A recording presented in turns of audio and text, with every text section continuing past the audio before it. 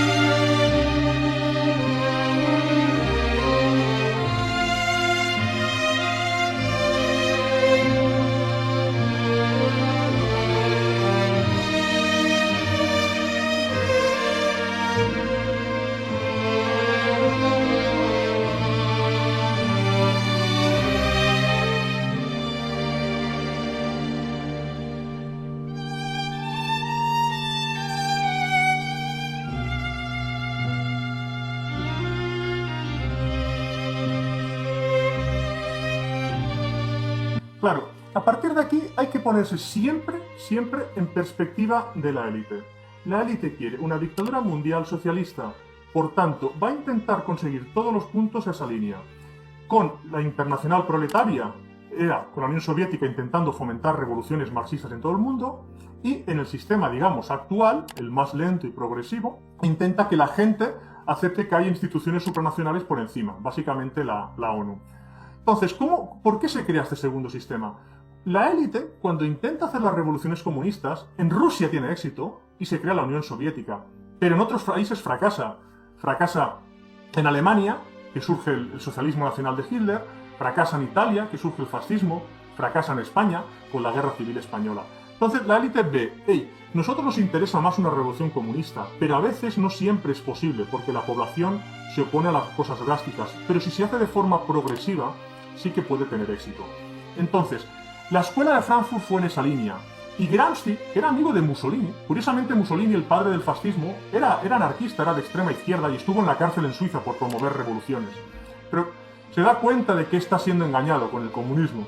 Entonces, él crea el fascismo, que es una especie de socialismo nacional, del que luego copiará en Italia, que es decir, una especie de socialismo, pero no creado por los bancos internacionales, sino basado en la idiosincrasia de cada país. Gramsci era un comunista, y cuando Mussolini llega al poder, a pesar de haber sido amigos primero, lo lleva a la cárcel. Mussolini había llegado a estar bien hablado incluso de Lenin, que Lenin siempre se arrepintió de decir cómo el Partido Comunista Italiano ha dejado escapar a Mussolini. O sea, estamos diciendo que el fascismo surge de alguien que es comunista y de nivel alto. No estamos hablando de alguien secundario.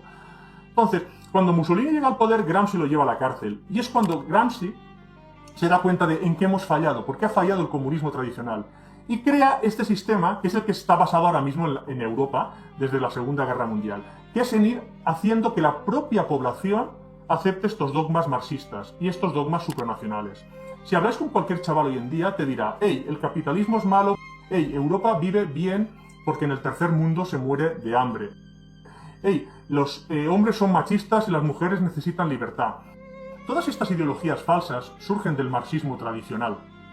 Pero en vez de implantarlo por la fuerza, se implantan de forma progresiva, con películas con ideales marxistas gramscianos, con profesores en las universidades que dan este tipo de ideología.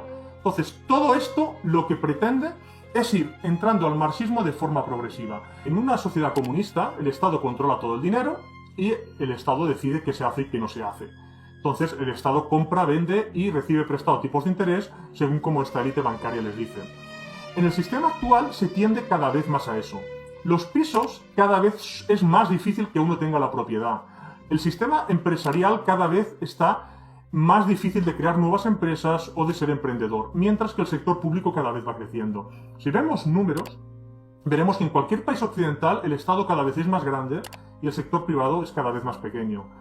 Esto está hecho adrede, es decir, cuando un partido llega al poder y pone impuestos a base de dar pagas y con esto la economía va peor, típico del Partido Socialista, pero también el Partido Popular con Rajoy, siguen esta misma línea todos, no es que haya un efecto secundario que dañe la economía por ganar votos, no. Es un sistema hecho adrede para sabotear la economía, pero hay que hacerlo de forma progresiva para que de esta forma la población no se revuelva, sino que la gente siga igual trabajando y demás. Es decir, se va subiendo cada vez en un punto de un impuesto, se sube el IRPF un poco, se sube el IVA un poco. Si os miráis desde el año 75 hasta ahora, los impuestos han ido siempre para arriba y muy rara vez para abajo o muy poco. Y esto va a ir siempre así, es decir, cada vez tendremos más impuestos y cada vez es el Estado mayor. Y a la vez, cada país va perdiendo soberanía en favor de entes supranacionales, como puede ser la Unión Europea, la ONU, la OTAN, etc. Porque es el objetivo último de la creación de todos estos puntos. El ir haciendo un gobierno mundial socialista, perdiendo la soberanía y perdiendo los derechos civiles en forma de tener libertad de expresión, de mercado, de prensa y cualquier tipo de libertad.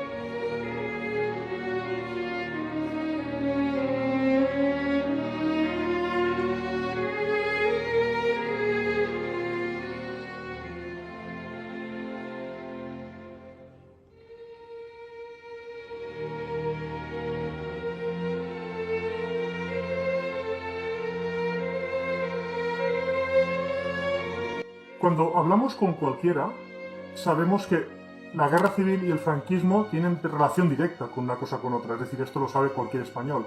Es decir, el franquismo surge de la victoria en la guerra civil española y tiene el sistema político que tiene. Lo que es menos conocido es que el sistema actual viene de la Segunda Guerra Mundial. Es decir, el sistema actual es un sistema totalitario, aparentemente con guante blando, pero que el objetivo ha sido el de este gobierno mundial. Hay que entender bien estas palabras. Vamos a ver. En la Segunda Guerra Mundial hay básicamente dos grandes oposiciones a esta élite. Por un lado son los fascismos, especialmente el socialismo nacional de Hitler, despectivamente llamado nazismo y mal traducido como nacionalsocialismo, que a nosotros tampoco nos interesa explicar aquí cuáles son los objetivos del socialismo nacional, pero porque básicamente la legislación española lo prohíbe y tampoco tiene ninguna trascendencia para el vídeo de ahora, y el imperialismo japonés, el sistema de Japón con el emperador Hirohito y con el primer ministro Hideki Estos dos sistemas se oponen básicamente a esta implantación del gobierno mundial y salen completamente. En el caso de Hitler no quiere ninguna aceptación del tema bancario. Entonces vamos a ver, porque hay que dar claro una cosa. La primera es que la legislación española prohíbe hablar a fondo de este tema, con lo cual no nos centraremos en las potencias perdedoras, porque además no tiene ninguna trascendencia, pero sí que hablaremos de las ganadoras. Y las ganadoras han cometido muchos crímenes que deliberadamente han pasado inadvertidos. Por poner unos ejemplos, la tragedia marítima más grande de la historia, si lo preguntamos a cualquiera diría, yo creo que es el Titanic. Pues no, en el Titanic murieron 1000 y algo. Pero en el Wilhelm Gustloff murieron 9.400 personas, incluidos 5.000 niños. ¿Por qué no se ha oído hablar del Wilhelm Gustloff? Sencillo, porque era un barco que había alemanes en la época nazi y los soviéticos lo dispararon y lo derribaron. No queda bien decir que las víctimas son los nazis. En Dresde y en Hamburgo se lanzaron bombas con fósforo hirviendo. El objetivo no era solo matar a los civiles, sino que la propia población alemana viera a niños ardiendo por las calles siendo quemados vivos. Llegaron a las 6 cifras las víctimas. Algunos historiadores hablan de 250.000 solo en Dresde. No hablamos de muertos, hablamos de quemados vivos, de civiles, es decir, incluidos niños. Estas tragedias se han olvidado. Cuando los rusos entran en Berlín y entran en Alemania, violan por obligación, no es que los militares violen como satisfacción sexual, sino por órdenes de arriba, a 1.400.000 mujeres, dato de Anthony Beevor. Están obligados a violar a cualquier mujer de entre 8 y 80 años. Es decir, es una obligación para el hecho de desmoralizar a la población derrotada. Todos estos crímenes pasan inadvertidos, y ya no decimos los bombardeos de Tokio y del resto de Japón, y sobre todo las bombas atómicas de Hiroshima y Nagasaki. Todos estos crímenes han pasado inadvertidos. Y mientras tenemos una serie de publicidad contra las potencias perdedoras que nosotros decimos no queremos entrar aquí. Sabemos que incluso la policía y la justicia está viendo este vídeo, pero a nosotros no nos interesa comentar esto. Nos interesa comentar de qué han hecho las potencias ganadoras, porque son las que gobiernan ahora. Es decir, los fascismos no existen desde el año 45, entonces no tiene ningún sentido hablar de fascismo. Y si se habla tanto de fascismo es simplemente por el dominio mediático de este lobby. Entonces, ¿por qué estos crímenes no son juzgados o no son conocidos? En cambio tenemos los campos de concentración nazi. Pero, si miramos los campos de concentración de películas de Hollywood antiguas, podemos ver, por ejemplo, La Gran Evasión, una película tradicional de Hollywood, basada en hechos reales, podemos ver cómo Hollywood pintaba los campos de concentración nazi, y no se parecen en nada a los campos de concentración nazi que pintan ahora. Ha habido un cambio histórico. Y repito, no tratamos de justificar el tema de la Segunda Guerra Mundial de las potencias perdedoras, simplemente queremos hablar de las ganadoras, porque es de lo que hay que hablar. Estas potencias ganadoras, una vez ganan, crean instituciones supranacionales que a partir de aquí anularán la soberanía de los pueblos e impondrán una ideología totalitaria, aunque sea hecha de forma sutil. Desde 1945 tenemos la ONU, la OTAN, la UNESCO, la UNICEF, la Unión Europea, etc., en años consecuentes, no necesariamente del 45, que a partir de aquí gobiernan a las poblaciones y les crean ideologías desmoralizadoras. Tenemos, por ejemplo, que ya es mucho más difícil crear familia, se ha creado aquí, por ejemplo, odio de las mujeres a los hombres, se ha creado un estado totalitario a nivel económico de forma que la gente no pueda emprender por sí misma, incluso universitarios con carrera o gente con dinero no puede invertir o no puede emprender, porque el Estado controla toda la economía con ánimo adrede de dar, por un lado, trabajos y pagas a gente que no está produciendo y por otro lado impedir al resto salvarse por sí mismo, crear una empresa o trabajar según las carreras o capacidades que tenga. Esto está hecho adrede, es decir, es un sabotaje económico adrede con el objetivo de hundir las economías de Occidente en beneficio de otras economías. Y además para aumentar el gasto público, porque de esta forma hay más deuda pública que se paga a los financiadores. Si usted no quiere cambiar su opinión sobre la versión oficial de la Segunda Guerra Mundial, no pause la reflexión que aparece a continuación.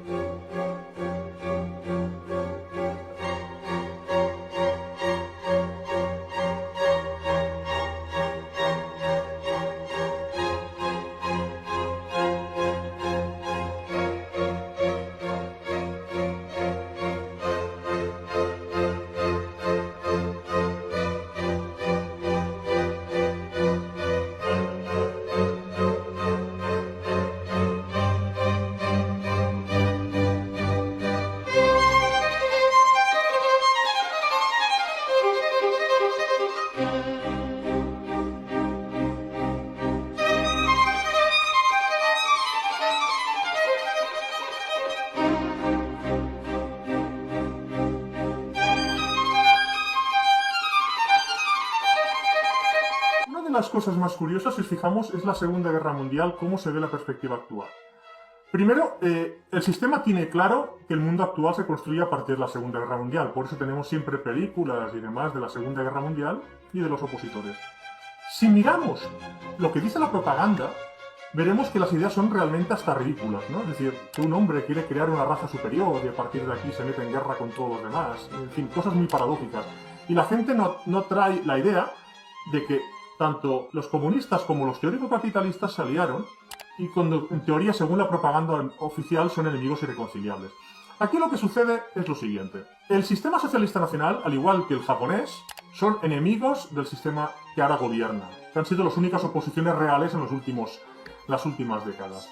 Entonces, ¿qué sucede? Una vez se hace esta amenaza por parte de ellos, cuando Alemania quiere recuperar los terrenos perdidos y de que no va a entrar en el sistema bancario de los ganadores, los dos lados oficiales del sistema, es decir, el comunista marxista, representados por la Unión Soviética, y el comunismo gramsciano, porque no son democracias, representados por la Inglaterra de Churchill, bueno, primero Chamberlain, luego Churchill, luego Attlee, pero representado en Churchill y en Estados Unidos por Roosevelt, luego por Truman, actúan conjuntamente para proteger este sistema bancario, tanto el comunista radical por la Unión Soviética como el comunista progresivo, porque es decir, Churchill sabe, y Roosevelt sabe, que están llevando al comunismo a sus países, aunque de forma muy progresiva, de hecho de muchas décadas. Entonces, ¿qué hacen ellos? Proteger a la Unión Soviética. El interés de Churchill nunca fue ir contra el totalitarismo en beneficio de las democracias. Es decir, esta idea que se tienen de lo malo son los totalitarismos, sea el comunista y los fascistas, es falso. Es simplemente propaganda de adoctrinamiento. Churchill protegía a la Unión Soviética. ¿Por qué cuando Alemania invade Polonia le declara Inglaterra la guerra? Porque Alemania es enemiga del sistema. This country is at war with Germany. ¿Por qué cuando la Unión Soviética invade la parte oriental de Polonia y invade Finlandia e invade lo que sea, Churchill no declara la guerra? Porque está en su lado. Churchill, su faena, igual que la de Roosevelt, no es la de defender las democracias, sino fue la de proteger el comunismo, desde el minuto 1 hasta el final, igual que ahora. Cualquier democracia tiene una tolerancia muy extrema con los actos vandálicos del comunismo. No es coincidencia, porque su papel primordial es protegerlo. Es decir, el marxismo en su forma brusca, revolución marxista como la conocemos, y el sistema tradicional que es gramsciano, que se trata de que el comunismo vaya progresando. Como ejemplo del sistema gramsciano, ¿qué mejor que las propias palabras de Antonio Gramsci? La conquista del poder cultural es previa a la del poder político, y esto se logra mediante la acción concertada de los intelectuales llamados orgánicos, infiltrados en todos los medios de comunicación, expresión y universitarios. Entonces, estas ideas hay que tenerlas claras. Todo lo que has escuchado de la Segunda Guerra Mundial es falso, porque viene en base a esta propaganda, que hay como tres lados, un comunista, unas democracias y unos fascismos, y sorprendentemente salían los comunistas y las democracias para acabar con el fascismo. No tiene nada que eso, solo hay dos lados. Los pueblos en su aire, Japón, Alemania, Italia, que intentan sobrevivir a su aire, y el lado que protege a la élite supranacional en sus dos vertientes, y que trabajan conjuntamente. ¿Por qué Churchill entrega 3 millones de anticomunistas del este de Europa a Stalin al final de la guerra? Pues porque protege a la Unión Soviética, y porque protege a esta élite que protege el comunismo. No tenéis que dejaros engañar. Si os fijáis, habéis oído hablar de Hitler y de Alemania 1000 millones de veces, pero nunca habéis escuchado citas de él, ¿verdad? ¿Habéis escuchado algún discurso? No. De hecho, están prohibidos. ¿Por qué? Porque lo que dicen y lo que te dicen que dicen no es lo mismo. Pongamos, por ejemplo, estas dos citas. Primera cita. Puedo asegurarle que me siento feliz de vivir en una época como esta y de luchar por los valores inmortales que han sido legados a nuestro continente desde tiempo inmemorial. Y no me refiero solo al aspecto racial, sino también al más amplio de la cultura. No me quejo por consiguiente de que el destino me haya elegido para llevar a cabo esta empresa. Por el contrario, me enorgullezco de que tal haya sido mi suerte. Por otro lado, el bolchevismo y la plutocracia tienen el mismo objetivo. A los dos les mueve la misma fuerza. Bismarck dijo que el liberalismo provenía de la democracia social. La plutocracia judía, enmascarada con vestiduras anglosajonas, es igualmente la vanguardia del bolchevismo. Por tanto, es imposible separar los dos fenómenos, pues tienen que ser considerados como la misma unidad. Sorprendente, ¿verdad? El punto principal por el que el sistema quiere prohibir edición de ideologías que puedan tener origen fascista es simplemente porque se le revela el secreto. ¡Ey! La derecha y la izquierda están llevados por la misma gente, con el mismo fin. De ahí, este tipo de citas pueda sorprenderos. Y la segunda cita aún nos va a sorprender más. He hecho demasiadas propuestas de desarme como para que la posteridad pueda atribuirme la culpa de esta guerra. Testamento político. Claro, esta segunda cita demuestra que realmente el interés bélico lo tenían las potencias ganadoras, no lo tenían las potencias perdedoras. Entonces, estas potencias ganadoras querían llevar al abismo a las potencias que se opusieran, como hemos visto anteriormente, Alemania o Japón, básicamente, esos dos grandes enemigos. Cuando acaba la guerra, se hace juicios o un simulacro de juicio tanto a unos como a otros y se condena a muerte a los dirigentes alemanes y a varios japoneses como Hideki Tojo, que también fue ahorcado, que es menos conocido por los procesos de Tokio. Los de Nuremberg son bastante documentados, los de Tokio son menos conocidos. Incluso otros dirigentes de países aliados como Antonescu también fueron, o Bardozai, fueron también condenados a muerte. Desde esta perspectiva se crea el mundo actual, ya sin oposición. Y ahora vamos a entrar en la Guerra Fría.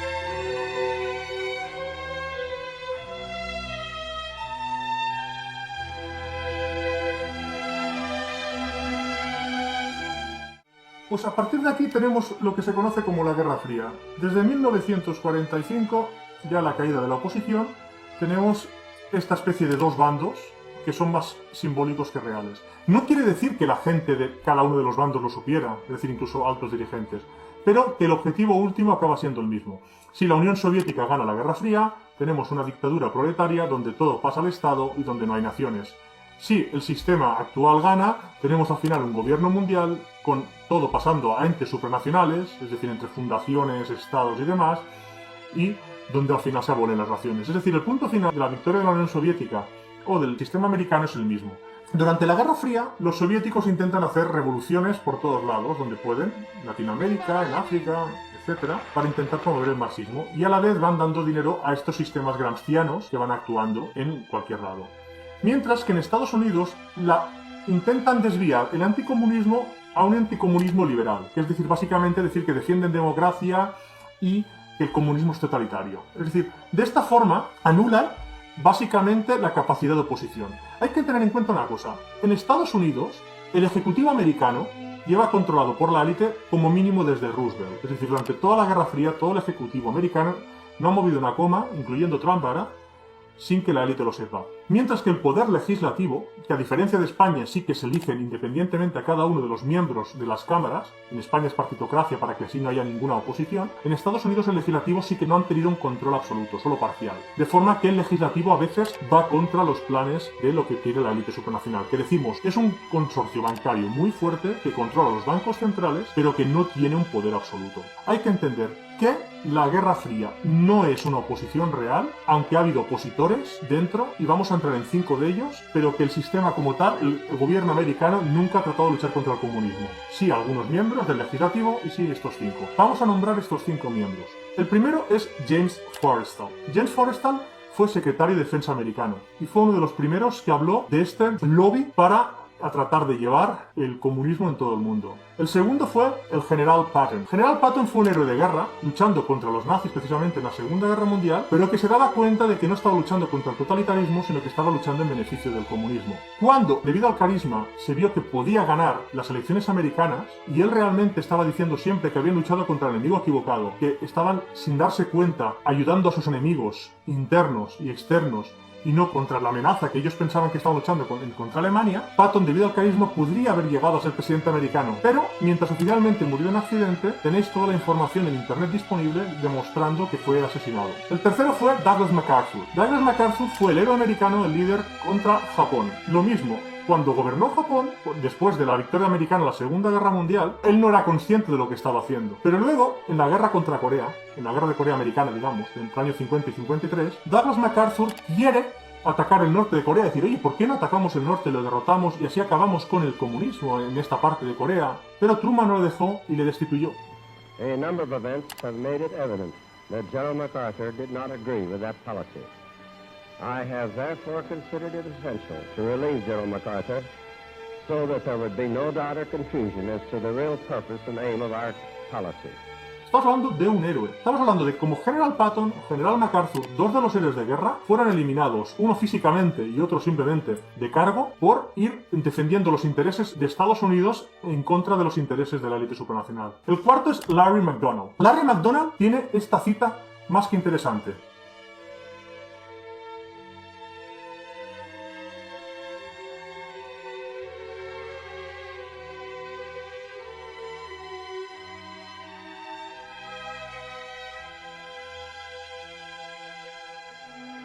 Larry McDonald, como habéis leído, habló claramente de estos dos lobbies, cómo hay el comunismo por un lado y el supracapitalismo por el otro.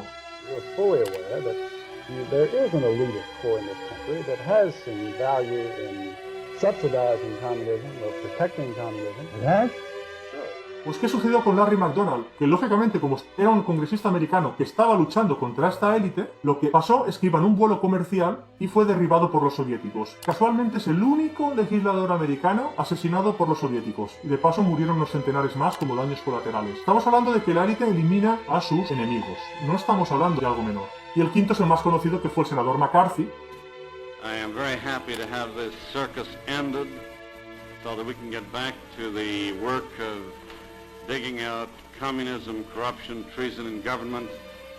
That job will start officially Monday morning. Igual que el Comité de Actividades Antiamericanas, que luchaba contra el comunismo, se atribuye la lucha en el cine también a McCarthy, pero no, era realmente la UAC, el Comité de Actividades Antiamericanas. Lucharon contra el comunismo internamente, pero también fue eliminado. Igual que James Forrestal, estaban en el hospital Bethesda, los dos ingresados en épocas distintas, y los dos murieron. El primero oficialmente se suicidó, y el segundo oficialmente murió de una depresión, pero es fácil ver también, la información está disponible ahí, no queremos extendernos en el vídeo, de cómo estos dos fueron asesinados. Es decir, la élite elimina a la oposición, no juega. Cuando veis a alguien por la televisión diciendo que es oposición, no es oposición real. Cuando Pablo Iglesias promueve unas cosas en televisiones privadas de mucho dinero, el dinero en televisión, los minutos cuestan muy caro. A él le dejan porque es de los suyos. Yo soy comunista, y una cosa que a los comunistas... A mí cuando un comunista me dice que él lucha por la democracia, que el Partido Comunista Internacional lucha por la democracia... Los comunistas en este país, sean españoles, catalanes, vascos o gallegos, pueden presumir de haber sido demócratas siempre. Es que creo que ser comunista es algo mucho más importante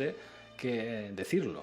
Pablo Iglesias, por ejemplo, ha hablado bien de la Reserva Federal. Hay citas de él hablando bien de la Reserva Federal. Yo creo que el Banco Central Europeo debería parecerse un poquito más a la Reserva Federal y dejar de ser un lobby de los poderes financieros. No es casualidad, tampoco, que las ideas que Ana Botín, por ejemplo, defienda a Pablo Iglesias, ¿no? ¿Por qué? Porque a más gasto público, más estatalismo, más deuda pública para financiarla y más intereses.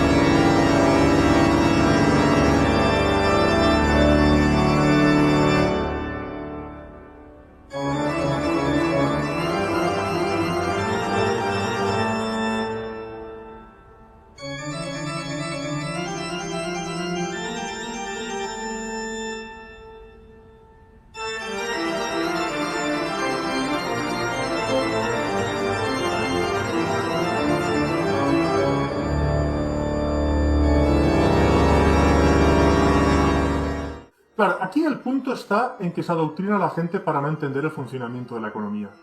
La gente está adoctrinada para pensar que la economía es un juego de suma cero, que si uno es más rico, el otro es más pobre.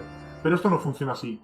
Tú puedes poner a 20.000 personas en una isla y 20.000 en otra, y en una isla morirse de hambre. La enfermedad que realmente mi familia padece es una enfermedad del hueso que se llama neuropatía crónica. Estoy pasando mucha necesidad en el sentido de que no tengo apoyo de las autoridades para el restablecimiento de mi hogar. Y en otra empezar a crear una economía productiva donde todos vivan cómodamente.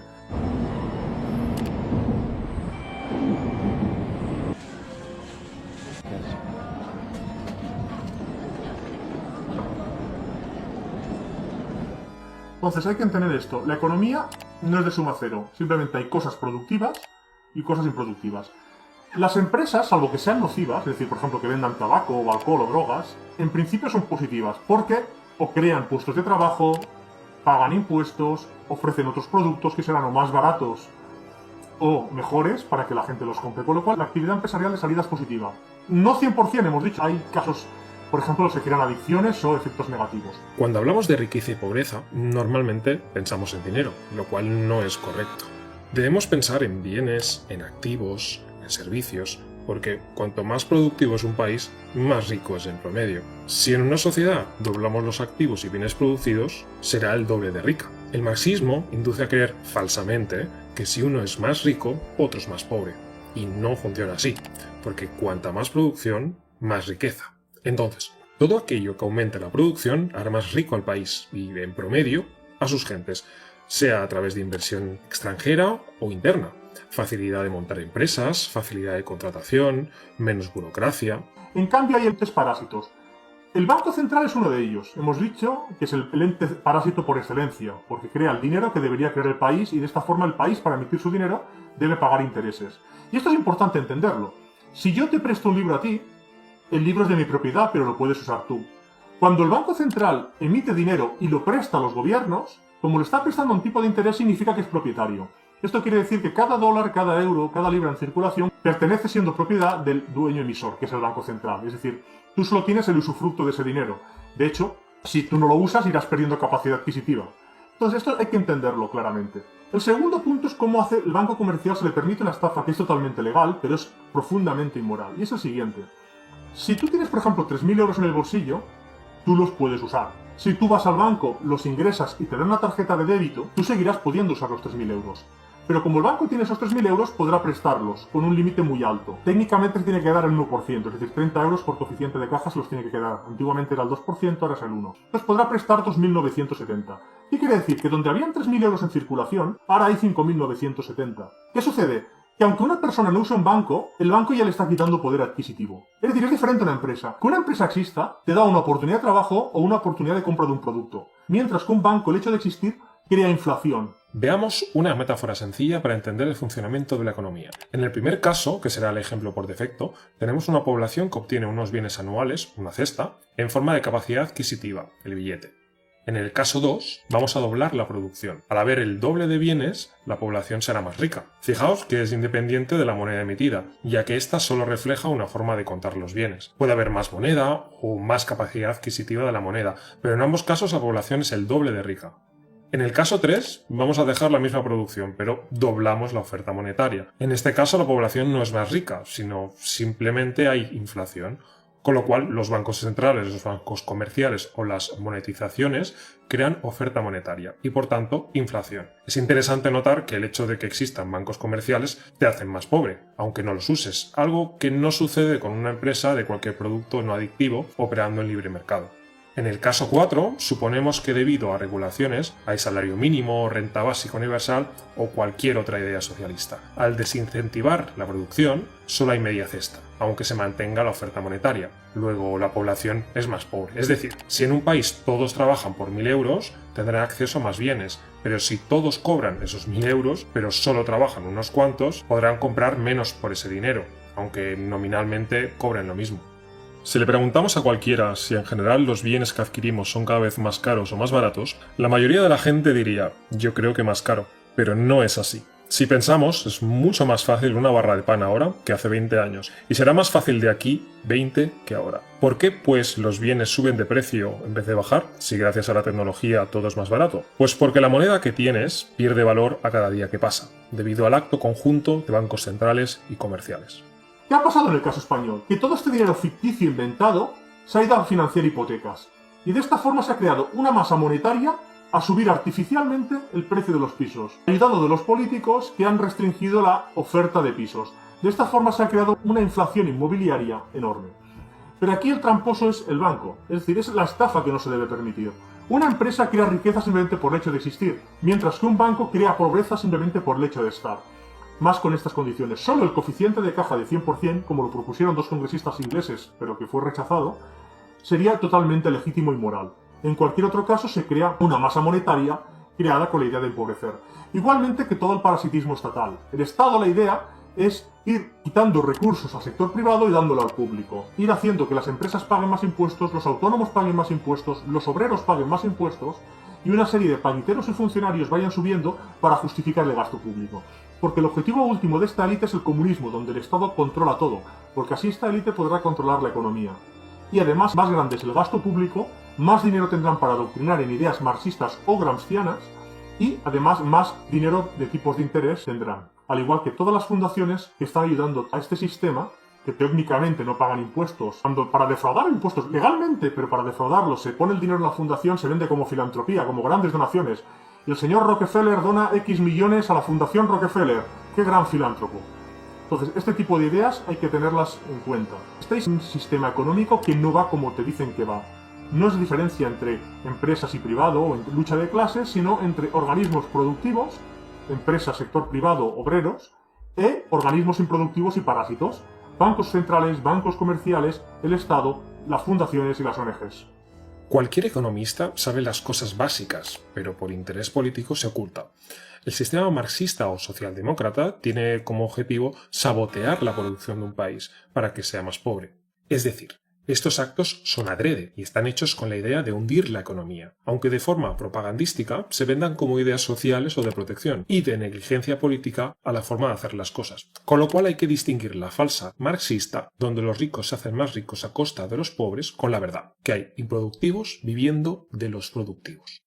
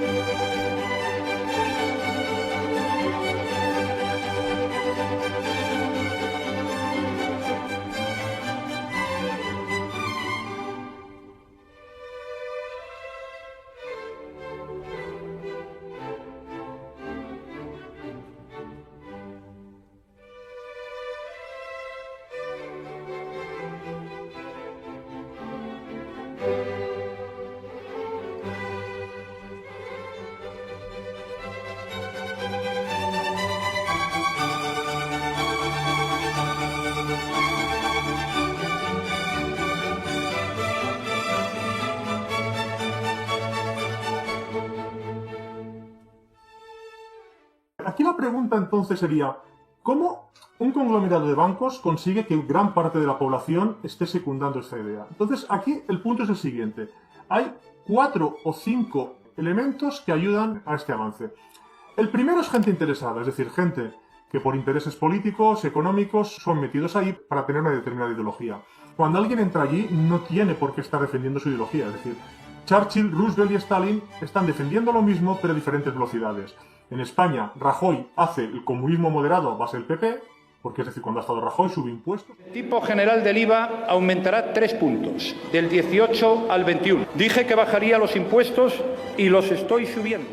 La idea del PP es frenar a la derecha, es decir, un partido que ayude a este sistema, pero aparentemente tenga el votante de derecha y pueda engañarlo. Mientras que el de izquierda radical. Posiblemente las ideas que puedan tener un PSOE, un Podemos o un PP, cara adentro sean muy similares, pero el votante es el que cambia, y de hecho hacen un programa distinto. Esto hay que tenerlo claro. Luego hay gente, y esto se sabe, empezó una ciencia llamada la ponerología por el psiquiatra Lobachevsky en Polonia, que tiene la corteza prefrontal dañada. Al tener la corteza prefrontal dañada, que puede ser un porcentaje pequeño de la población pero numeroso, los procesos morales no los evalúa. Y toda la parte de la moral va a la parte del lenguaje en su cerebro. Es decir, tiene el cerebro dañado y lo produce de otra forma distinta. Me cago en Dios y me cago en la Virgen y me sobra mierda para cagarme. Y dos veces en la santidad de la virginidad de la Virgen María 27.000 veces. ¿Qué sucede? Que esta gente no sabe identificar los temas morales. Entonces sucede lo siguiente. Por ejemplo, si un juez tiene este problema, no identificará un asesinato por gusto de una persona que esté en su casa y le entren a robar y lo mate. ¿Qué sucederá? Que para el juez todo es homicidio, porque va al lenguaje, es incapaz de analizar moralmente y decide lo mismo. Entonces, es importante saber que toda esta gente que tiene estos problemas de corteza prefrontal tienden a ponerse en procesos revolucionarios, porque de alguna forma desprecian la sociedad tradicional al tener este problema moral y les gusta la revolución y el caos. Y precisamente por el potencial transformador que tiene el movimiento feminista, porque quiere ir a la raíz de la organización de nuestras sociedades, es por lo que la extrema derecha nos utiliza o nos elige como blanco de sus ataques, aparte de porque son machistas y muchas veces misóginos. Entonces, esta gente es captada por la élite y les van dando cargos. Son gente que no tiene capacidad introspectiva, capacidad de creatividad, sino que simplemente buscan el caos y la confrontación. Luego hay una tercera gente que es simplemente gente adoctrinada y vinculada emocionalmente. Aquí estamos simplemente exponiendo razones. Pero muchos chavales, desde la escuela, el profesor les crea odio con determinadas ideas. Estados Unidos malo, Bush malo, Trump malo, no sé qué malo. Entonces, esta gente acaba teniendo vinculaciones emocionales y no las puede romper aunque las consecuencias racionales no vayan contra ello. Y de hecho, se les exalta emocionalmente para que siempre defiendan ese tipo de ideología. Cuando hay cualquier debate, pues realmente fascista, machista, racista. ¿Piensas que llevar la pulsera de España es de ser fachas? Depende cuánta lleves, o depende de dónde la lleves. La bandera de España, y España ha sido un país pues bastante fascista, entonces es normal que a día de hoy la bandera de España se asocie con el fascismo. ¿Tú verías facha a un inmigrante que luce con orgullo la bandera de su país, aquí? ¿De su país? Sí, por ejemplo, un venezolano que va con la bandera de Venezuela orgulloso. Es verdad, eso es muy distinto, porque... Eso no es ser facha. ¿Cuál es el objetivo de esto? El objetivo de esto es que esta gente esté vinculada emocionalmente y no tenga capacidad racional para discernir. Un detalle muy claro que se ve ahora, por ejemplo, es con la independencia de Cataluña. Si miráis, tiene esta parte de origen psicopático. ¿Por qué? Porque la independencia de Cataluña se basa mucho en la fuerza del lenguaje. Si os fijáis, hay una vinculación emocional creada por esta parte psicópata de crear un lenguaje muy fuerte. Somos gente que dialoga, queremos diálogo, cuando realmente están haciendo por la fuerza. En exercici del legítim dret a l'autodeterminació que té una nació mil·lenària com Catalunya, a un referèndum que se celebrarà el diumenge, dia 1 d'octubre d'enguany. Somos gente que defiende la democracia, cuando realmente ni se preocupan si son el 51% o son el 20%. Es decir, simplemente es que queremos la democracia y la hacemos. Doncs un referèndum d'autodeterminació és una cosa normal. I nosaltres volem tornar-lo a exercir. I el tornarem a exercir. Somos gente de paz. Y lo hacen sin ningún tipo de rubor mientras están haciendo secuestros de transporte, cortando carreteras, cortando vías o incluso siendo violentos.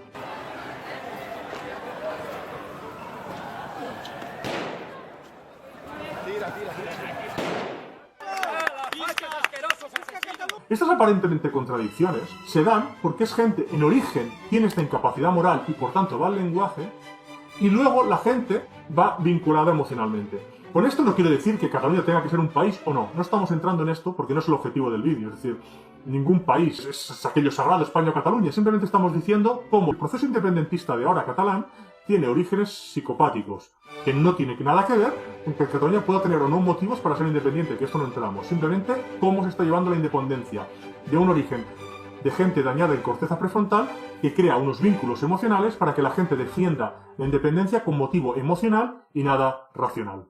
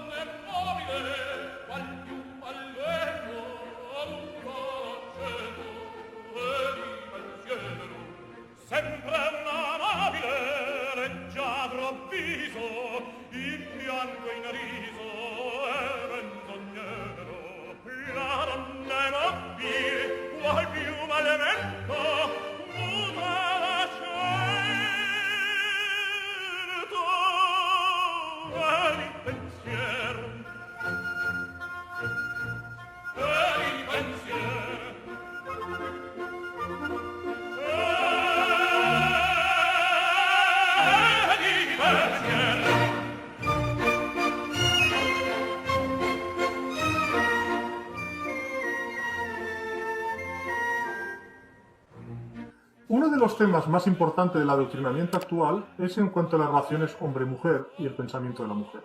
Aquí básicamente se basa en lo siguiente. Se ha adoctrinado de algún modo en las mujeres como si fueran totalmente iguales a los hombres o incluso superiores.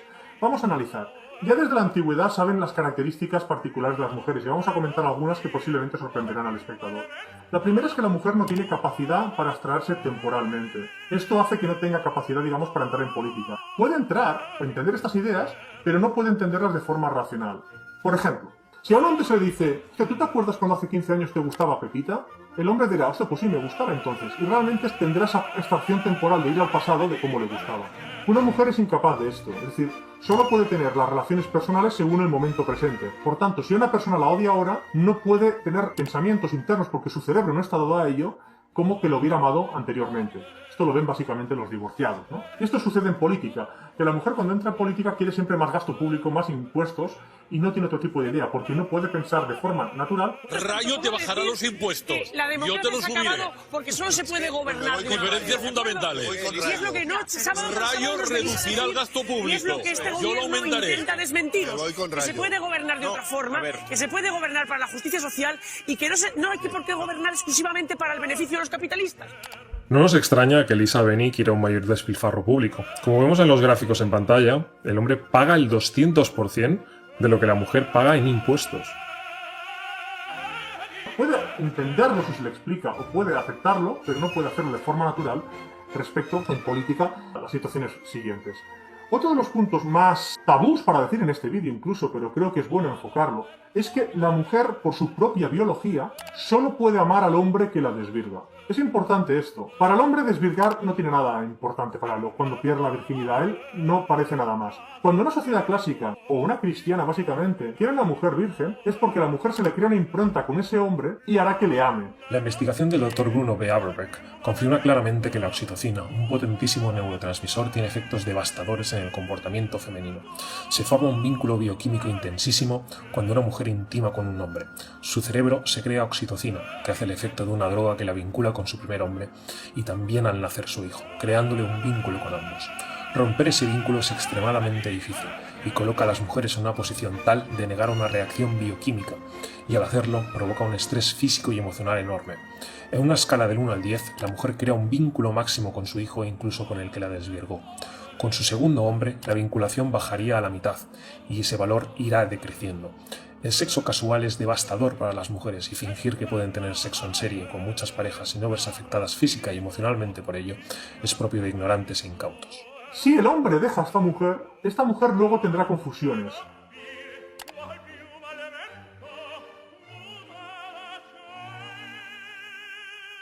Entonces, esto es importante porque en España, debido al adoctrinamiento, muchos hombres son directamente calzonazos y aceptan mujeres que han tenido sexo con otras. Tú eres un buen aliado feminista. Esto es un fracaso tremendo, porque es decir, tendrán a mujeres que habrán tenido emociones muy fuertes con otros hombres antes y por tanto van a crear una familia con una mujer que no les va a amar nunca, porque habrá tenido las emociones más fuertes con otros hombres. Eso es importante porque cuando la mujer tenga hijos con este hombre, ¿qué sucederá? La mujer actúa de forma emocional, no racional.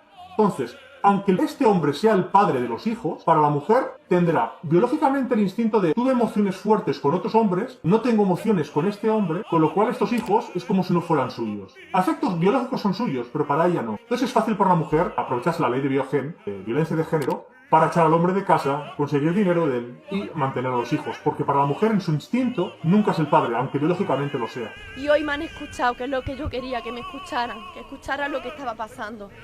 Y no me voy a la cárcel, me voy a mi casa con mis niños.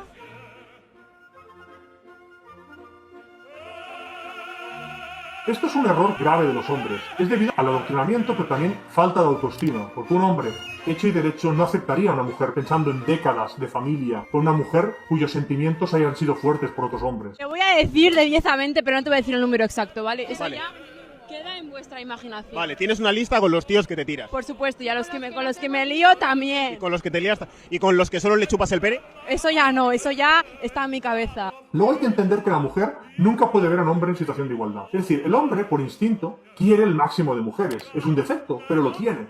Va por ahí un instinto poligámico. La mujer tiene un instinto hipergámico. ¿Qué quiere decir? Que la mujer, por instinto, desprecia a la mayoría de hombres, a los que ve mediocres, y ama a uno que sea muy top. El instinto de la mujer es: ¿cuál es el hombre más fuerte, más poderoso? Y a ese directamente entregarse y someterse. Mientras al resto de hombres que son igualitarios o débiles o demás los ve como algo parte del escenario.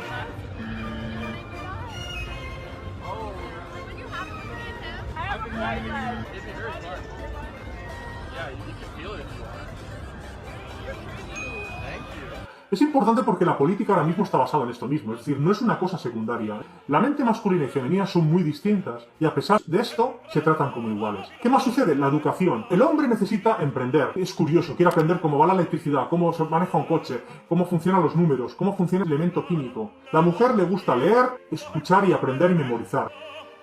Toda la educación actual se basa en la mente femenina, desde la escuela, con exámenes memorísticos, hasta las oposiciones que dan trabajos muy lucrativos de base del Estado, con muy por encima de mercado. ¿El objetivo de esto cuál es? El que los hombres no tengan dinero y que no creen familias, porque el objetivo es el cambio demográfico.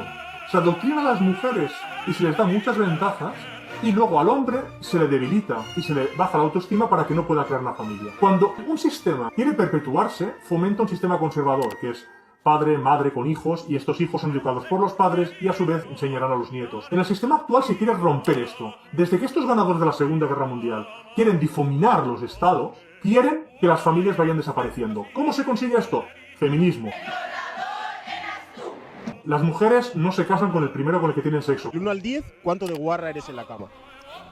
Un 9. Con lo cual no crean vínculos con ningún hombre. Con lo cual no puede haber familia, porque la mujer siempre dejará al hombre y además se le dan facilidades. José Antonio, contigo le ponemos cara a las denuncias falsas porque tú has sido absuelto de toda culpa. ¿De qué te absuelven? De presuntos abusos sexuales y maltrato.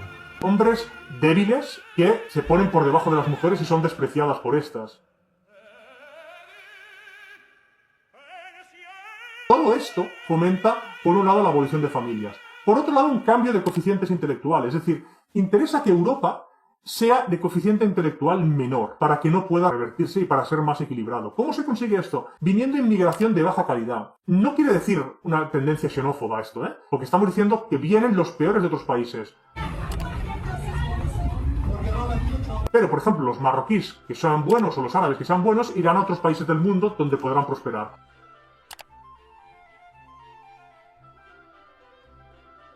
Aquí vienen los que sean delincuentes. A casita vas, ¿verdad? ¿A que sí? Pues venga, para allá. Venga, pero rápido, corriendo, quiero ver corriendo. A la vez, la inversión se impide para que así los inversores se vayan. Se hace adrede, no es un error, es mala fe. El 83% de los inversores muestra su preocupación por la inestabilidad institucional en España. Se quiere que los inversores se marchen, se quiere que los mejores universitarios se marchen. La situación del paro juvenil tan grande que tenemos en España, yo sinceramente aquí me siento una privilegiada. Porque se quiere un cambio demográfico en Europa y se va a conseguir este cambio demográfico porque ya el punto de no retorno se ha pasado por mucho. En el primer semestre de 2019 nacieron tan solo 170.000 niños. En el mismo periodo han muerto 214.000 españoles. ¿A qué se debe entonces el aumento? A la inmigración. Han llegado 349.000 personas. Hay que tener en claro esto. Dictadura mundial socialista. Este es el objetivo de la élite. Se trata de que las naciones desaparezcan, tanto burocráticamente como físicamente. Para esto se crean poblaciones heterogéneas y no homogéneas como eran antiguamente. Y socialismo. Intenta que el Estado controle el máximo número de cosas.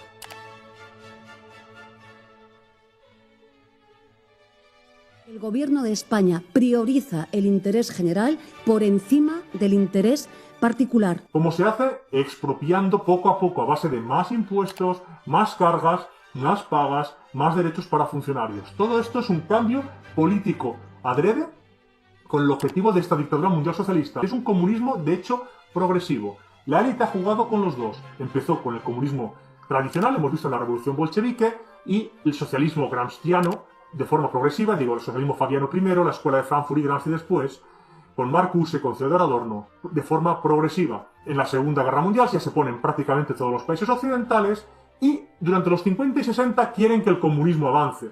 Pero luego en los años 70 Zbigniew Brzezinski, uno de estos esbirros de la élite, decide que es mejor hacerlo de la forma progresiva y no tanto el comunismo radical. Y de entonces intentan hacer de una forma paulatina. Fijaros, por ejemplo, cómo Hollywood trata dos guerras. La Segunda Guerra Mundial, la Guerra de Vietnam. En la Segunda Guerra Mundial hay buenos y malos. ¿Por qué? Porque el sistema lo tiene claro. Ellos tienen que eliminar cualquier tipo de disidencia. ¿Cómo es la Guerra de Vietnam? Hombre, eran unos chavales que hay unos vietnamitas que se estaban defendiendo y hay una campaña antiguerra. ¿Por qué? Porque en Estados Unidos no querían luchar contra el comunismo. Vietnam del Norte era un país comunista, invadió Vietnam del Sur y Estados Unidos entró con la guerra empezada y se fue antes de la guerra terminada. No es que la perdiera, es que directamente hubo una campaña antiamericana contra la guerra para que el comunismo pudiera avanzar. Esto hay que tener claro. Si se tienen todas las piezas del puzzle, entiendes todas las perspectivas. ¿Qué va a pasar en España? Como no hay oposición real, porque no la hay, Vox no la es, ni mucho menos, Vox es la derecha cobarde, lo que dicen de otros es lo que sé yo, porque el PP directamente es un partido de izquierdas para frenar a la derecha, los 350 congresistas van a apoyar más feminismo, van a apoyar más inmigración, van a apoyar más impuestos y van a apoyar más desintegración supranacional. Con lo cual España ya ha pasado el punto de no retorno. No tiene ningún sentido emprender en este país y no tiene ningún sentido ya el intentar formar una familia en este país porque ya no habrá vuelta atrás. Los únicos dos lobbies fuertes son, por un lado, el socialismo gramsciano y el marxista trabajando conjuntamente y por otro lado, el sistema musulmán, el islam, que es un lobby fuerte que va entrando y que ellos sí que tienen claras estas cosas que estamos comentando. Tienen clara la existencia de este lobby y tienen claros los papeles de hombre y mujer. Con lo cual van a ser una sociedad más fuerte que acabará con la sociedad tradicional española que ya directamente se ha entregado y se ha rendido.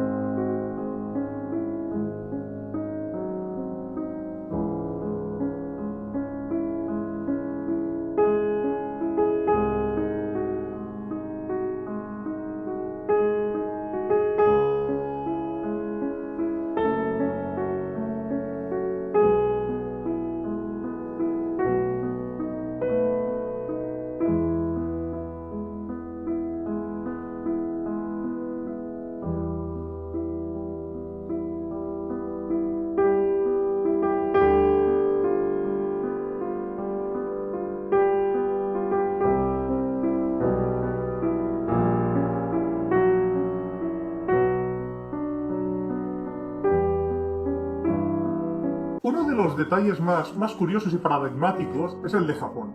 Japón es uno de los aliados del eje de Alemania y de Italia. ¿Y qué sucede? Una vez es derrotado, mientras en Europa hay un proceso llamado desnazificación, con el cual eliminan cualquier resto de lo que hubiera de la Segunda Guerra Mundial en Alemania, en Japón no han podido hacerlo, no tuvieron valor. Ahorcaron a los líderes, Hideki Tojo fue el primer ministro, intentó suicidarse primero, los americanos lo llevan al hospital, le salvan la vida, lo juzgan y luego lo ahorcan. Una vez Japón entra primero bajo Douglas MacArthur, que lo hemos comentado con anterioridad, Japón va teniendo algo de ideología occidental, pero mantiene en esencia el sistema clásico. No pueden quitarle al emperador, no tuvieron valor. Mientras en la Primera Guerra Mundial desaparecen 4 imperios, aquí Estados Unidos no es capaz de hacer que Japón pierda el emperador con todo lo que ello significa. Toda la sociedad japonesa tradicional sigue igualmente. Sigue siendo una sociedad con poca inmigración. Sigue siendo una sociedad que se protege de esta gente que trata de revolucionarla.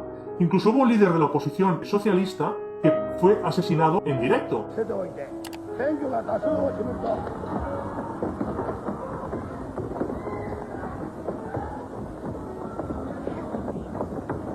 Ve a esta gente como traidores, mientras en Europa directamente les da cargos y se les felicita o se les ve como gente espabilada. Ahí en Japón el traidor tiene esa mala fama y ese líder socialista fue asesinado en directo, cosa que no pasó en Europa, donde directamente los políticos pueden robar a manos llenas o mentir y sigue votando la sociedad española porque realmente está ya totalmente dentro de este juego de gente sin ideales. Si estoy diciendo que con Bildu no vamos a pactar, si quieres lo digo 5 veces o 20 durante la entrevista. con Bildu no vamos a pactar. Yo creo que nos conviene que haya tensión. Me parece que conviene muchísimo. Yo voy a empezar a partir de este fin de semana a dramatizar un poco. Ya. Pero nos conviene mucho. No, la gente... Lo que busca la élite, que ha conseguido en España con éxito de forma total. Es curioso porque, por ejemplo, hoy día, la gente que es progre, de algún modo, le encanta Japón. Y piensas, ¿y por qué le encanta Japón? Japón es un país, básicamente, fascista. De los ideales del fascismo, prácticamente, no han podido quitárselos. Es decir, una sociedad muy educada, muy cordial, muy elitista, muy racista. Tiene unos ideales que no tendrían que gustar al progre. Y además, es que está el emperador. De hecho, el que está ahora es el nieto del emperador que pactó con Hitler. Y hasta hace unos meses estaba el hijo.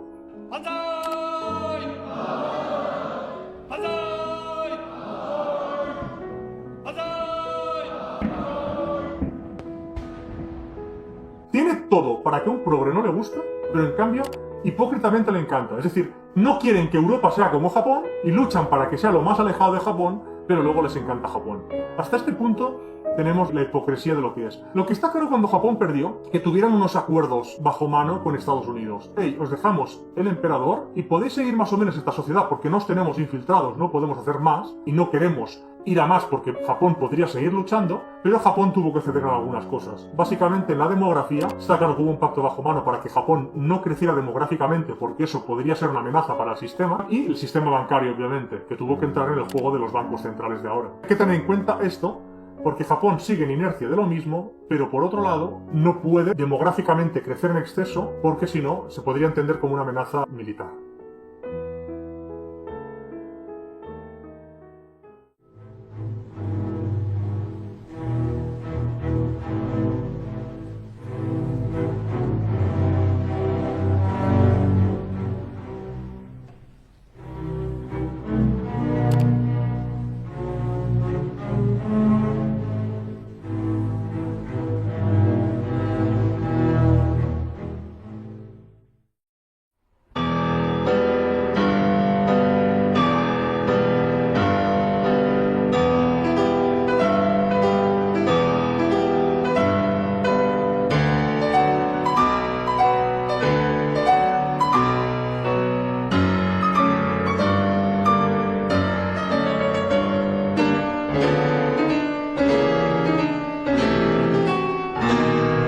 Uno de los puntos más interesantes de cómo se procede es la guerra de Irak. La guerra de Irak fue porque Saddam Hussein no quería tener un banco central controlado por esta gente como el resto. Es decir, el banco central es el punto central, no es el petróleo. El petróleo es agua de migajas. El banco central permite crear dinero del aire de cualquier divisa, es decir, es el poder absoluto. De hecho, Lenin decía que la gran forma de hacer un país comunista es el Banco Central. Saddam se opuso. La élite, ¿cómo procedió para hacer la guerra de Irak? Por un lado, necesita un ejército, con lo cual hizo una campaña a favor de la guerra de Irak en Estados Unidos, que fue llevada básicamente por Bush. Hay que hacer la guerra de Irak ahí porque hay armas de destrucción masiva. Are in the early stages of military operations to disarm Iraq, to free its people, and to defend the world from grave danger. ¿Cómo procede la élite en el resto del mundo? Como la élite quiere adoctrinar a la gente en que seamos un gobierno mundial, lo que hizo es pintar a los americanos como interesados y belicosos. Hey, los americanos hacen la guerra de Irak porque quieren el petróleo de allí. Y se inventan 4 majaderías, cuando el objetivo es el Banco Central. Entonces crean una propaganda. La misma élite que crea la guerra de Irak, crea la propaganda no a la guerra en el resto del mundo. Entonces vimos a todos los burros saliendo a la calle protestando no a la guerra de Irak, cuando era el mismo que le dice a Bush, vamos a atacar Irak y vamos a ir a por Saddam y vamos a poner un banco central, crea una campaña antiguerra. Estados Unidos es malo porque es unilateral, la ONU es buena, y la guerra la hacen los americanos porque son belicosos y tienen un complejo militar industrial y porque quieren el petróleo. La élite actúa diferente según intereses. Crea la guerra de Irak y la campaña a favor de la guerra en Estados Unidos y la campaña contra la guerra en el resto del mundo.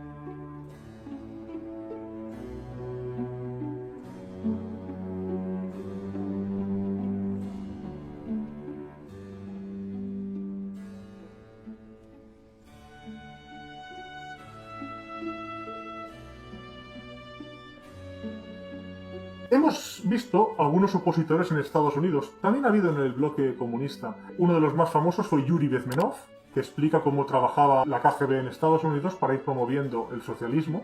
Y también tenemos el archivo Mitrokhin de otro disidente.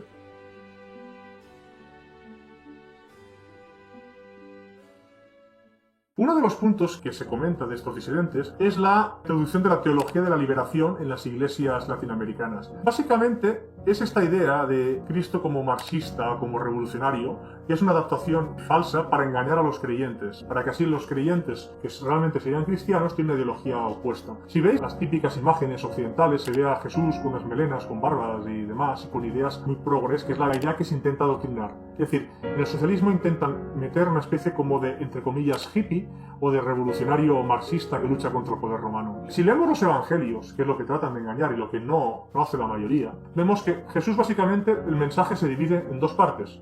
Por un lado, que todo humano es malvado y es caído y tiende al mal y tiende al pecado, y por otro lado que como responderá ante Dios, Él ofrece su sacrificio para limpiar los pecados del creyente. Este es el mensaje principal. Hay que tener en claro, cuando toda esta gente intenta mentir con los mensajes cristianos, el objetivo siempre es el de engañar.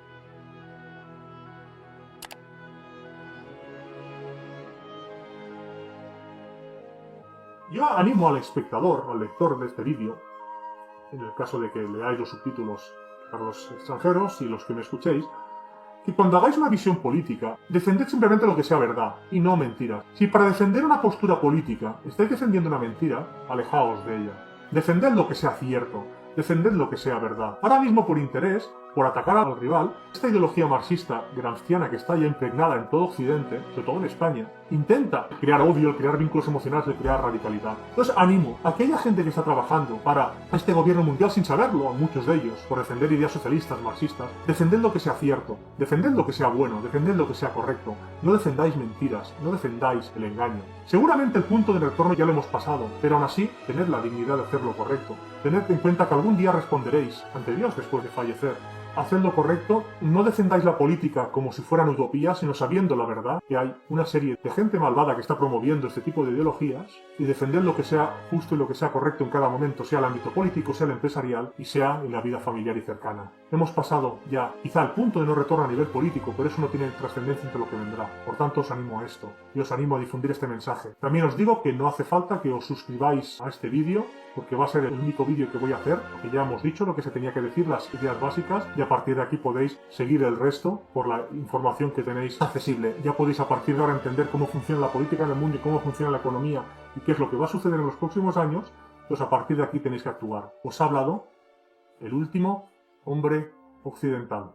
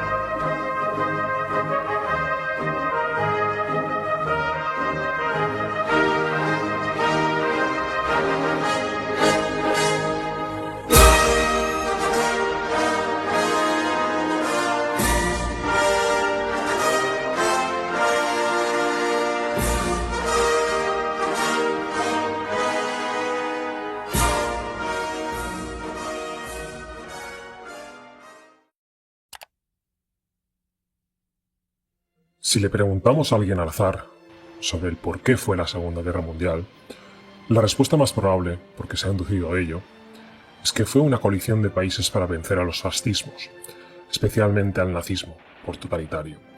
No obstante, incluso las propias fuentes oficiales dicen lo que comentamos en el vídeo. Veamos, por ejemplo, lo que dice la Wikipedia respecto a la Segunda Guerra Mundial.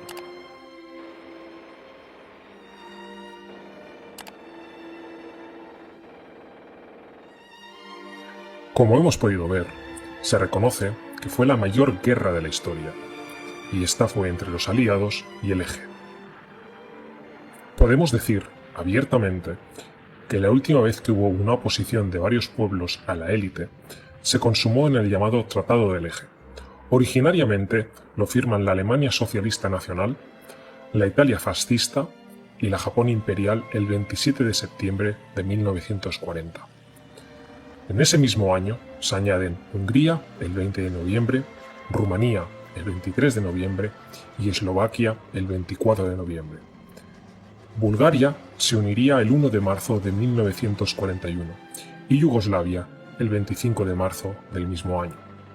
Yugoslavia salió 2 días después tras un golpe de Estado por firmar dicho tratado, con dinero y medios de la élite y ayuda británica, estableciéndose el Estado independiente de Croacia, que se adhirió al Tratado del Eje el 15 de junio de 1941. Veamos a continuación el Tratado del Eje. Siéntase libre de pausar el vídeo para leer con detenimiento los 6 artículos que componen dicho tratado.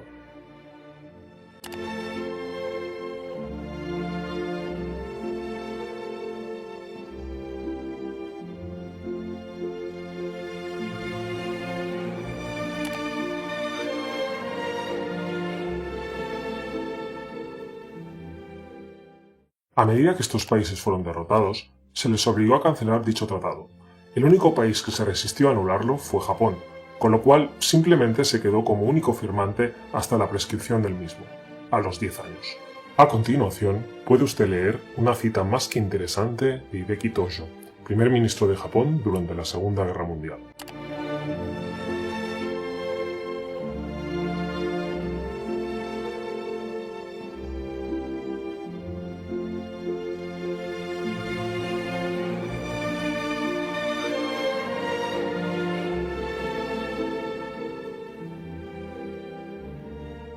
A continuación, podemos ver el destino de los dirigentes que firmaron dicho tratado y los que defendieron sus países en base a los mismos.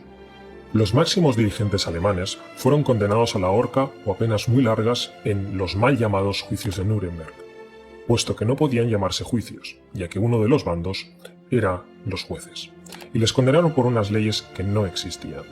Destacamos algunas de ellas.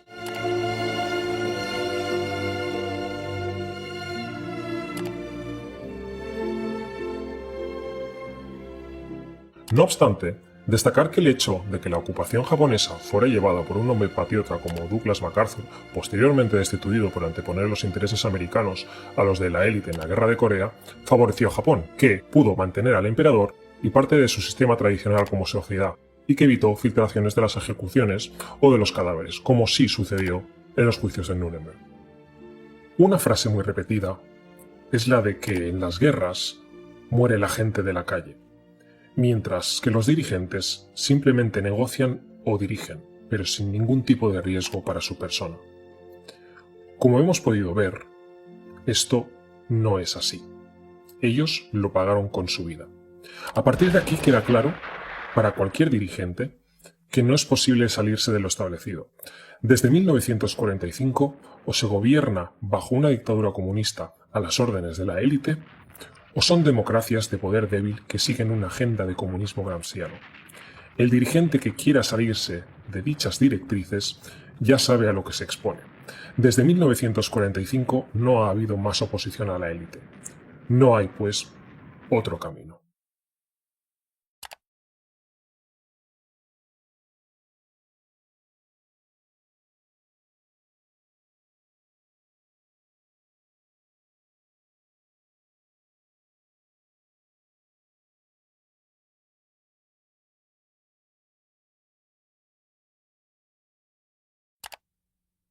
Normalmente, los ciudadanos ven la economía y la política desde una visión de propiedad privada, dinero, derechos individuales, etc. Pero desde el punto de vista de la élite, todo cambia. La élite, hemos dicho, quiere una dictadura mundial comunista. Esto choca con la desinformación en materia económica y política que se ha recibido. Veamos por partes. ¿Quiere la élite ganar más dinero? Aparentemente, la respuesta debería ser sí, pero no es así. El dinero es algo que solo sirve a la gente que no es de la élite. La élite controla los bancos centrales de casi cada país del mundo. Luego puede emitir dinero libremente, sin ningún tipo de control de ningún gobierno. Con lo cual, virtualmente, tiene infinito dinero. Por tanto, su búsqueda es de control social. ¿Qué busca políticamente la élite? A rango de calle, la propaganda oficial habla de democracias, repúblicas, monarquías, socialismos y fascismos, aunque con significados no reales. La élite lo ve de otra forma.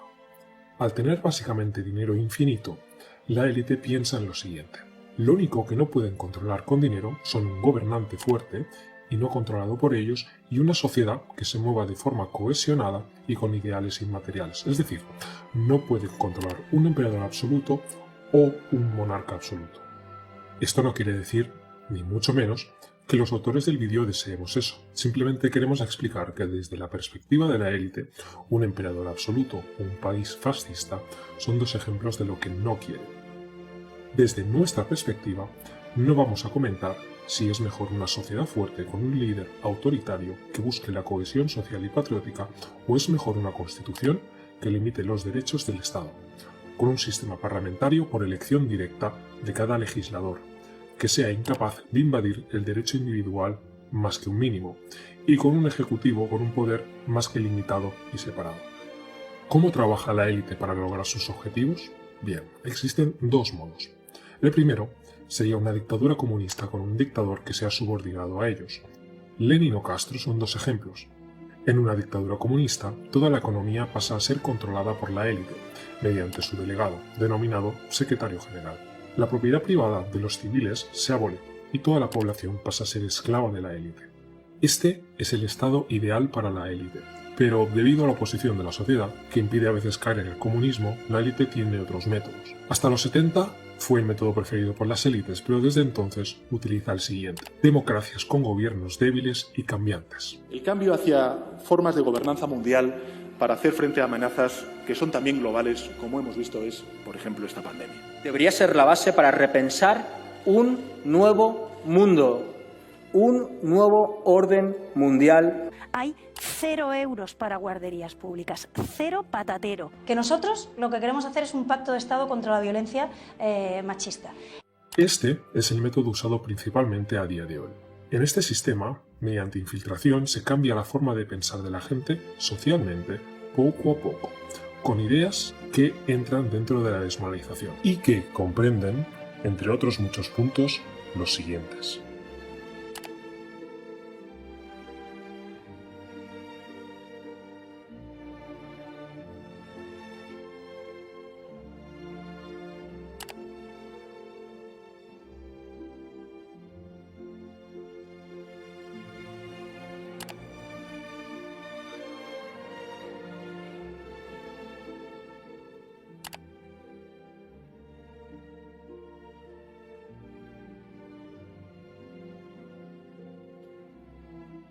En ámbito político, se basa en dar, obviamente en el caso de que la élite controle poco el país, la máxima fuerza al poder legislativo parlamentario, con tal de que se vaya disolviendo. Y en cuanto va controlando más y más la sociedad, a pesar de que el legislativo no tiene por qué desaparecer, salvo en etapas finales, va sustituyendo su fuerza, dándole más fuerza al poder ejecutivo. En el ámbito de la economía, se trata de ir aumentando el sector público más y más, e ir hundiendo al sector privado. Como las manifestaciones las controla el gobierno, estas siempre van en favor del aumento del sector público. Ejemplos encontramos muchos, como por ejemplo, habrá peticiones de más gasto sanitario, de más gasto educativo, de funcionarios que quieran subidas, pero nunca habrá manifestaciones pidiendo bajadas de impuestos. El sector privado debe ser boicoteado, con subidas de impuestos, con el salario mínimo, pagas y rentas diversas, subvenciones. Hemos de tener en cuenta que a más sector público y menos privado, la élite obtiene las siguientes ventajas.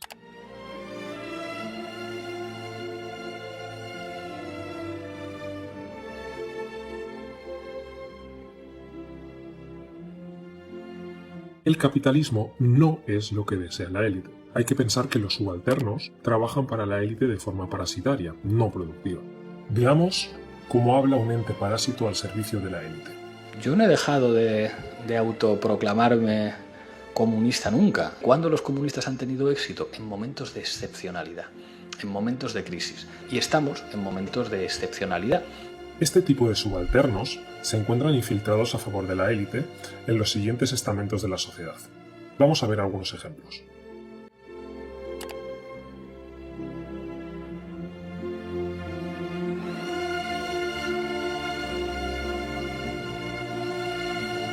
Hay que entender que el sistema actual es gramsciano, con lo que los movimientos de manifestaciones o protestas no tienen ninguna fuerza en sí mismas. Las manifestaciones son creadas por el sistema, para crear una opinión pública favorable a lo que ellos van a instaurar por lo legal con el tiempo. España, a pesar de ser uno de los países con más impuestos del mundo, nunca tiene manifestaciones serias para pedir bajarlos.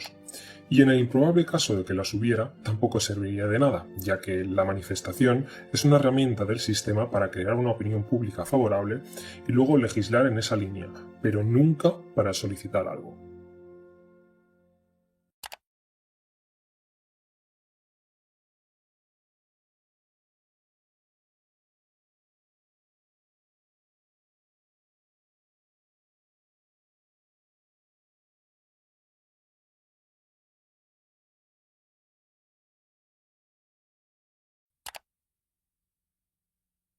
Yuri Bezmenov fue un disidente ya fallecido del KGB que explicó las técnicas usadas por él mismo para hacer caer un país en el marxismo-leninismo. Como veremos, las técnicas usadas ahora mismo son similares. Only about 15% of time, money and manpower is spent on espionage as such. The other 85% is a slow process which we call either ideological subversion or active measures, активные мероприятия in the language of the KGB, or psychological warfare, to change the perception of reality of every American to such an extent that despite of the abundance of information, no one is able to come to sensible conclusions in the interests of defending themselves, their families, their community and their country. La estrategia divide el ataque en 4 fases. Nosotros recomendamos ver sus 2 vídeos más divulgados, una conferencia en Estados Unidos y una entrevista, y su libro, Love Letter to America, firmado por Thomas Schuman. Dejemos que Yuri mismo nos explique dichas 4 fases de forma breve. The first one being demoralization. It takes from 15 to 20 years to demoralize a nation. Why that many years? Because this is the minimum number of years which requires to educate one generation of students in the country of your enemy, exposed to the ideology of the enemy.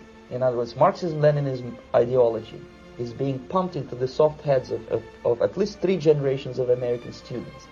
Most of the people who graduated in the 60s, dropouts or half-baked intellectuals, are now occupying the positions of power in the government, civil service, business, mass media, educational system. You cannot change their mind, even if you expose them to authentic information. The process of demoralization is complete and irreversible. Exposure to true information does not matter anymore. A person who was demoralized is unable to assess true information. The facts tell nothing to him. The next stage is destabilization. What matters is essentials: economy, foreign relations, defense systems. In such sensitive areas as defense and economy, the influence of Marxist-Leninist ideas in the United States is absolutely fantastic. The next stage, of course, is crisis. It may take only up to 6 weeks to bring a country to the verge of crisis. You can see it in Central America now. And after crisis, with a violent change of power, structure and economy, you have so-called the period of normalization. It may last indefinitely. Tiene usted en pantalla el cuadro de subversión ideológica del libro Love Letter to America de Yuri Bezmenov. Siéntase libre de pausar el vídeo para leerlo con detenimiento.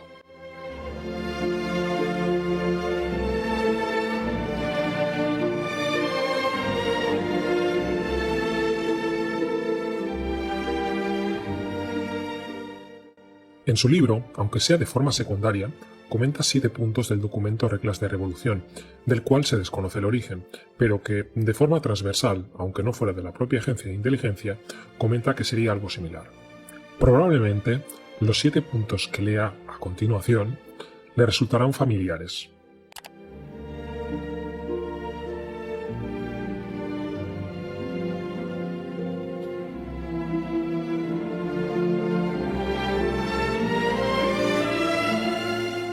Les dejamos con unas palabras de Yuri Bezmenov sobre el gobierno mundial comunista. The system, however ridiculous it may sound, the world communist system or the world communist conspiracy, whether I scare some people or not, I don't give a hoot.